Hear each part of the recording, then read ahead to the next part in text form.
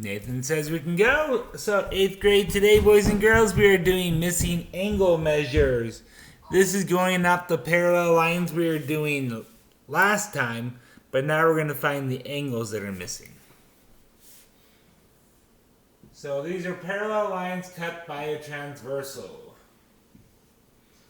So we're going to assume all these lines are always parallel. Now we are going to, if given one angle, find all the other angles. So let's suppose that this is 120 degrees.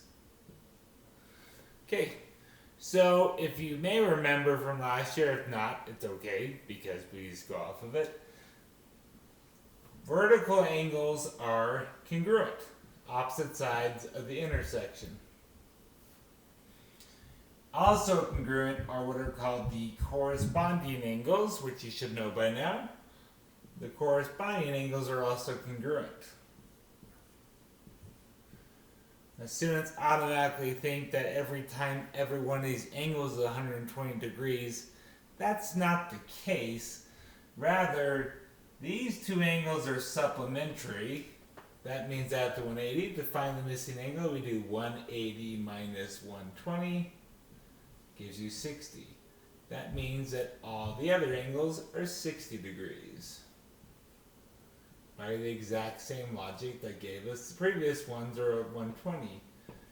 In these kind of problems, there's either all the angles are either one of these and they add to 180 degrees total. So let's do another example.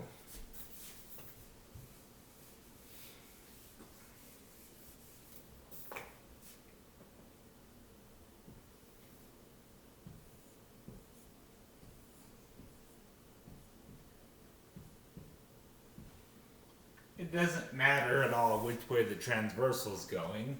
The same principles apply. So let's suppose this is 80 degrees. That makes this also 80 degrees. And 80. And 80. Okay, so then we take 80 degrees minus 180. Nathan's giving me a hug. That's adorable. That means that these are all 100 degrees.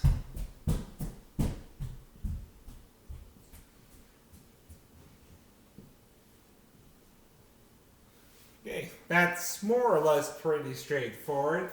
There is one hiccup that comes up because as my junior high or middle school students always complain, why did they add letters to math class? So let's do some work with variables and talk about how to solve if there's an x. So we could have x plus 5 and 40. Okay, to solve this kind of problem for x plus 5, well, first we know all of these are 40.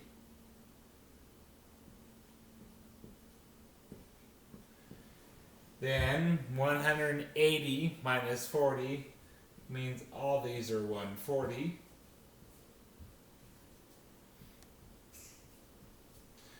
So we simply have to, we know this has to be 140 as well. So we simply solve x plus 5. Ooh, I am not writing that very well at all. That doesn't look great. No, it doesn't, Nathan. Okay, x plus 5 equals 140. Better. Thank you. Now that I have my son's approval, to solve x plus 5 equals 140, we simply do the opposite of plus 5, which is minus 5. X equals 135. All your problems today will be some variation on that. It's not that tricky. Just remember, the two angles have to 180 degrees and figure it out from there. Thank you. See you next time.